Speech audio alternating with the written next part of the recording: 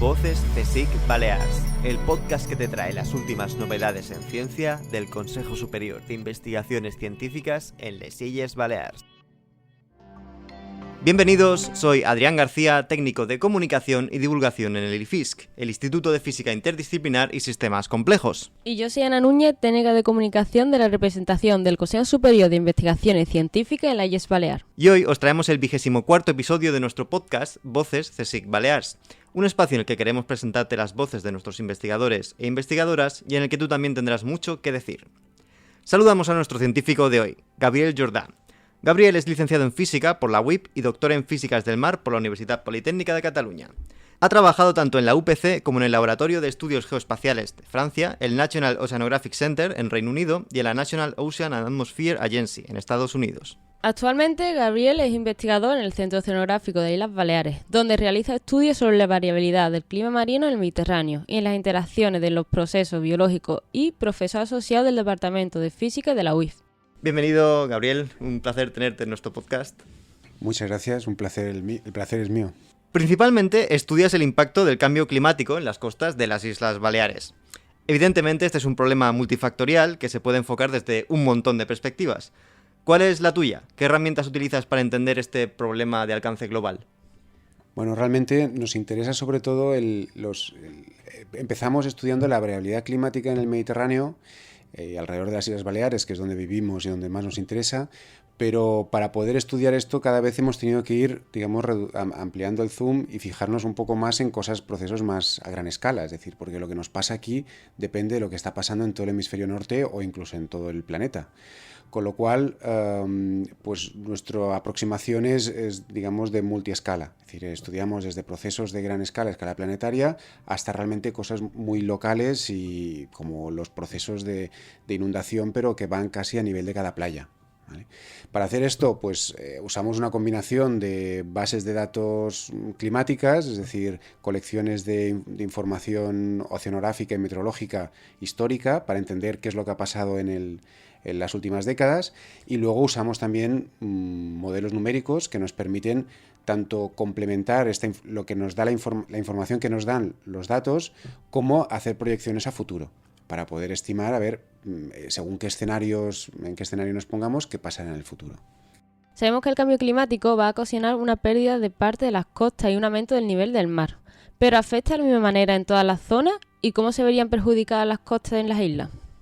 Bueno, realmente la subida del nivel del mar es un problema que va a haber en todo el mundo, evidentemente, pero hay diferencias regionales que dependen tanto de la circulación oceánica, de cómo se redistribuye el agua del deshielo, pues efectos gravitatorios y tal. Entonces, si nos vamos al Mediterráneo, realmente los estudios que tenemos nos indican a que casi todo el Mediterráneo va a subir más o menos a la misma velocidad y la misma cantidad. Pero sí que hay una pequeña, digamos, a lo mejor sería como un 20% o un 30% que depende ya de las condiciones locales. Después, para lo que serían las Baleares, básicamente casi todas las Baleares, el nivel medio del mar subirá lo mismo. Dependiendo del escenario, pues hablamos de entre 40 y 80 centímetros, por ejemplo. Pero luego lo que sí que tiene más variabilidad son los impactos que tendrá esto. Porque no es lo mismo que suba el nivel del mar, vamos a decir, 50 centímetros o 1 metro en una zona de playa, que no que suba en un acantilado. Los impactos que tendrá en la costa pues serán impactos socioeconómicos, serán muy diferentes. Entonces ahí es donde importa el realmente ir a hacer el estudio a nivel muy local. Uno de los problemas que puede tener la costa está relacionado con las inundaciones que mencionabas. Me lo puedo imaginar, pero ¿por qué son tan importantes y cómo nos pueden afectar estas inundaciones? Bueno, la inundación costera afecta a varios niveles. O sea, primero podemos hablar de la inundación permanente, o sea, cuando sube el nivel del mar medio, o sea, que el mar, si ahora está a 0, pues que suba 1 metro más. Bueno, esto influye tanto porque inunda de forma permanente algunas zonas, por ejemplo, el delta del Ebro, con una subida de 80 centímetros o de 1 metro, pues una gran parte de la superficie que ahora hay para cultivar se perdería, ¿no? En el caso de Baleares, pues por ejemplo serían las playas, la superficie que tenemos para las playas, de forma permanente quedarían inundadas, y esto evidentemente es un problema, sobre todo para una sociedad que se basa en el turismo de sol y playa. Después hay otros efectos que podrían también afectar, como la intrusión de agua salada en los acuíferos. En las islas, algunos de los acuíferos que usamos para beber están conectados al mar y entonces si sube el nivel del mar, aumenta la intrusión de agua del mar dentro del acuífero y puede hacer que este agua deje de ser aceptable para el consumo humano. Pero vaya, en el fondo el impacto que es más visual y que desgraciadamente nos afectará más es, por ejemplo, el tema este de las playas, que es que para toda nuestra economía pues se verá mucho más vulnerable a los eventos extremos de tormentas. Es decir, no solo es que nos perdamos playa de forma continua, sino que además cuando vengan las tormentas, que en principio esperamos que sean un poco por el estilo como las que tenemos ahora, pero claro, ahora tenemos la barrera de arena que nos protege, pues si esta barrera de arena está reducida porque se ha inundado de forma permanente, pues todas estas tormentas pues llegarán hasta los paseos o pueden llegar a los locales que haya, a los comercios, a las viviendas que haya pasada la playa, ¿vale? Entonces, en resumen, las inundaciones costeras pues tienen un impacto no solo en el turismo, sino también en toda la infraestructura y toda la vida que hay cerca del mar, que en el Mediterráneo vivimos mucho alrededor del mar. A pesar de todo esto, ¿podemos hacer algo para mitigar los efectos del cambio climático? Esta es la pregunta del millón. Sí que se puede hacer. Lo que pasa es que para hacer algo tenemos que hacer un cambio de chip muy grande. Es decir, todos estamos concienciados de que hay el cambio climático y de que tenemos que coger más la bicicleta o ir más en autobús. Estas cosillas, ¿no?, las tenemos como muy grabadas a fuego porque llevamos muchos años hablando del tema. Pero realmente hay que dar un paso más. Es decir, el paso grande tiene que ser a nivel de administraciones y de gobiernos y hacer una apuesta muy decidida y rápida para una mitigación, una reducción de las emisiones de gases de efecto invernadero. Ahora bien, esta reducción, y hay estudios que lo han hecho, y el tercer informe del IPCC, el tercer grupo, ya lo mencionaba antes de que fuese censurado, hay que hacer un cambio de sistema económico. Y en esto no estamos hablando de que haya que irse a vivir a las cuevas ni nada de esto. Simplemente hay que pensar que esta mentalidad de que cada vez hay que ir creciendo, o sea, un sistema económico que se basa en ir creciendo cuando tenemos unos recursos limitados y que vemos que no conseguimos desligar el crecimiento de las emisiones ni el consumo energético, pues no funciona. Y esto intento decirlo siempre desde el punto de vista más técnico. O sea, aquí no hay un tema ideológico de que si uno es más anticapitalista o no tiene nada que ver con esto. Es un tema de que los datos nos están diciendo que no hemos conseguido desligar el crecimiento económico del consumo energético y de las emisiones. Por lo tanto, la solución más clara es que haya un decrecimiento. Y la única manera de hacer esto es un cambio de mentalidad que va, evidentemente, de las administraciones, pero que sobre todo sale de la gente. La gente de a pie somos los que tenemos que no permitir que nos sigan vendiendo el crecimiento como el equivalente o a la prosperidad y que todo nos irá bien si va creciendo. Porque además es falso, y perdonad que me meta en este campo que no es directamente el mío, pero como científico, observando los resultados es lo que se ve. Es decir, estamos creciendo en número de turistas aquí en Baleares, estamos creciendo, el PIB aumenta y lo que sea, pero la gente vive peor. O sea, cuando yo empecé mi tesis doctoral, yo podía pagarme el alquiler de un piso y ahora mis estudiantes doctorales no pueden pagarse un piso. Entonces, ha subido el PIB, pero no vivimos mejor. Con lo cual, hay que dejar de demonizar cuando hablamos de decrecimiento. Decrecimiento no quiere decir irnos a vivir a las cuevas, vuelvo otra vez al ejemplo, sino simplemente un cambio de mentalidad que haga pasar o sea, que nos permita hacer algo mucho más sostenible y además, en el fondo, implicará que la gente viva mejor. Pero bueno, no es este el objetivo del podcast, así que me paro aquí y os animo a que leáis gente mucho más preparada que yo, que trata este tema de un punto de vista muy, muy honesto y muy científico. O sea, y vuelvo a repetir, no es un tema ideológico, es lo que nos están diciendo los datos. como un estilo de economía circular, por ejemplo. La economía circular es una solución, es una de las soluciones, evidentemente, pero aquí yo creo que hay un peligro, y el peligro es empezar a usar etiquetas para enmascarar, seguir con el mismo juego, pero con otro nombre. Es decir, cuando la economía circular se basa en que Apple decide hacer un sistema de alquiler, de tal, pero que él quiere que tú tengas el nuevo móvil, el próximo tal, y que, bueno, sí es circular porque hay algunos componentes que se reciclan, en el fondo no es más de lo mismo. La pregunta es, ¿necesitamos cambiar de móvil cada 2 años? ¿Vale? Y los que se dedican a fabricar móviles, pues que hagan cosas que no impliquen más consumo de material y más consumo de energía. O sea, podemos seguir todos dedicándonos a lo nuestro sin necesidad de tener que ir consumiendo energía, que al final estamos hablando de emisiones, y recursos, que cada vez tenemos menos. Cambiando un poco de tema a algo más alegre, más optimista. Realizáis un proyecto de ciencia ciudadana con institutos de las islas, el Secosta. ¿De qué trata este proyecto? ¿Y por qué es importante la participación del alumnado? Bueno, nosotros desde siempre hemos estado abiertos a hacer tareas de divulgación porque consideramos que es importante, pero típicamente nos aproximábamos al tema, pues íbamos a dar charlas, tanto pues a muchos niveles, desde institutos hasta centros de mayores o al público en general. Pero teníamos la sensación de que no llegábamos tanto como podríamos llegar. Entonces, ligado también a nuestra tarea de investigación, se nos ocurrió que podríamos diseñar unos aparatos de bajo coste para medir el medio marino, ¿no? Entonces, con un compañero ingeniero, pues diseñamos una serie de instrumentos que nos permiten medir la batimetría de las playas, el fondo marino, temperaturas, nivel del mar, etcétera, con aparatos basados en tecnología Arduino. La tecnología Arduino esta es la tecnología que es tecnología electrónica que se usa en los institutos para hacer los trabajos en las clases de tecnología. Se hacen semáforos o robots o cosas así. Con lo cual es todo un material que los profesores de institutos están muy acostumbrados a trabajar.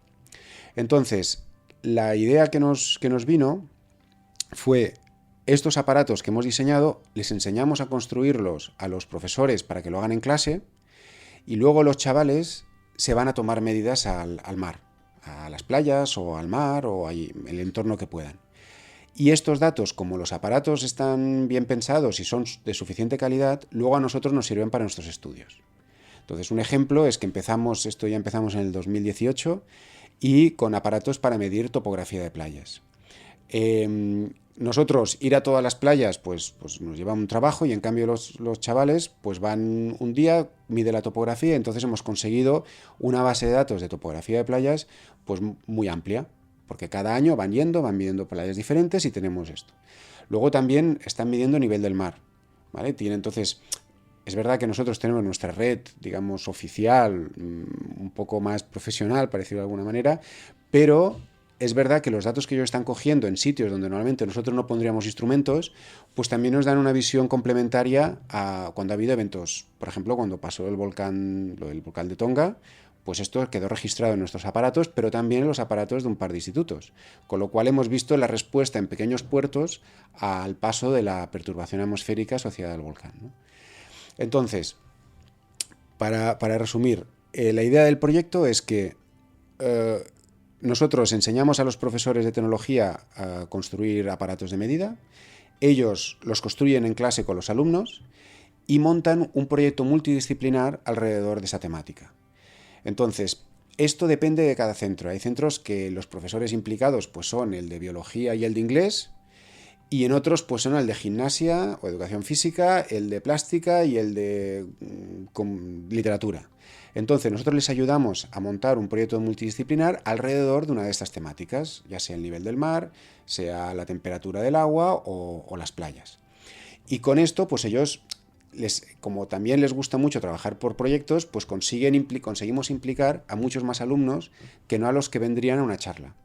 Que las charlas las damos igualmente, pero así se llega de una forma más transversal y trabajan los temas en muchas asignaturas, con lo cual les queda mucho más. O sea, no solo es que en clase de tecnología montan un aparato o que les viene un pesado a contar un rollo, sino que resulta que han hecho un póster para participar en una actividad, que alrededor de lo que han hecho, etc.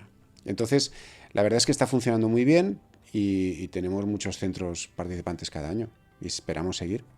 Una de las actividades que se realiza en este proyecto es el primer congreso científico de la UIF. ¿Podría decirnos en qué consistirá este congreso y quiénes participarán en él? Cuando se emita este podcast ya habremos realizado el congreso que vamos a hacer este próximo viernes, en 4 días, y este congreso tiene el objetivo de que los chicos y las chicas de los estudiantes vivan la experiencia de un congreso científico. Entonces hemos montado todo el mismo parafernalia que tiene un congreso científico normal, o sea, con inscripción, envío de resúmenes, con todo el proceso. Y entonces los chicos vendrán a la universidad este viernes y tendrán pues su badge, su identificador, todo esto. Darán unas presentaciones sobre lo que han estado haciendo en los institutos y luego habrá una serie de charlas invitadas de divulgación más genérica. Y luego además da la casualidad que coincide con la Feria de Ciencia per Tothom que se está haciendo en la UIP y también harán una visita guiada. O sea, será como una jornada entera alrededor de la ciencia y con la excusa de participar en un congreso científico donde sus colegas son otros alumnos de secundaria. A mí, desde luego, se me han puesto los dientes largos y seguramente habrá profesorado que está interesado en participar el año que viene en este proyecto, si sigue adelante, que esperemos que sí. ¿Cómo podrían participar o informarse? ¿A quién está abierto? Está abierto a todos los centros, tanto de las islas como de otros lados, porque la asistencia nosotros animamos a cualquiera a participar y podemos explicar cómo lo hacemos. Incluso si hay científicos de otras regiones que también les gustaría implementar algo parecido, que hablen con nosotros sin problema y os explicamos nuestra experiencia y a ver si puede servir. Entonces, para participar, pues o me escriben por correo en gabriel.jorda@ieo.csic.es o entráis en la página web del proyecto, que es secosta.wordpress.com, y allí pues habrá contacto, información un poco de lo que se ha hecho. También hay recursos educativos, que está abierto completamente para todo el mundo, manuales para construir los aparatos, es decir, que está todo, intentamos ponerlo lo más fácil posible. Acabamos con la pregunta clásica de nuestros podcasts. Imagina que te dan una buena suma de dinero para que montes el proyecto de investigación que tú quieras, sin que el presupuesto sea un problema. ¿Cómo sería? Esta sí que es difícil. Nos han respondido de todo en esta pregunta, o sea que es impresión. La primera parte del dinero la dedicaría a juntar a un comité de sabios para que nos puedan pensar realmente dónde hace falta meter el dinero. Es decir, creo que muchas veces nos falta un poco de pausa a la hora de pensar dónde invertimos y que realmente los científicos, como vamos a toque de convocatoria, no tenemos capacidad de pensar a largo plazo. Entonces, si me estáis dando un cheque en blanco, me gastaría, no sé, el primer 1.000.000 de euros para intentar reunir a una gente que pueda pensar sin sus sesgos personales ni tal, si realmente cuáles son los retos ambientales a los que nos enfrentamos y cómo conseguir hacer un cambio social, que es el que necesitamos para luchar a esta crisis que nos viene del cambio climático. Y que no estoy hablando solo del cambio climático de qué va a pasar dentro de 100 años, sino también al cambio estructural y social que hace falta para poder hacer frente y ser más resilientes a las crisis de materiales, crisis energéticas que van a ir viniendo cada 2x3. Y entonces dedicaría más el dinero a intentar hacer este cambio social. Pienso que el desarrollo en proyectos de investigación está muy bien y yo como de eso, pero que realmente la sociedad necesita ahora otra perspectiva que será mucho más útil que no solo los avances científicos. Yo creo que es una reflexión estupenda para dejarlo aquí, así que un placer charlar contigo, Gabriel. Bueno, el placer es mío, ha sido muy, muy entretenido. Hoy hemos aprendido cómo el cambio climático puede llegar a afectar a las costas de nuestras islas. También hemos visto cómo un proyecto de ciencia ciudadana puede involucrar al alumnado de Les Illes en la conservación del medio marino. Os recordamos que la ciencia que se hace desde el Consejo Superior de Investigaciones Científicas en las Illes Baleares no para nunca. Nos seguimos escuchando. Mientras tanto, podéis seguir nuestras novedades en @CSICBalear en Twitter, Instagram y Facebook. Nos vamos, mientras la ciencia con la vida seguirá abriéndose camino. Voces CSIC Balears, el podcast que te trae las últimas novedades en ciencia del Consejo Superior de Investigaciones Científicas en les Illes Balears.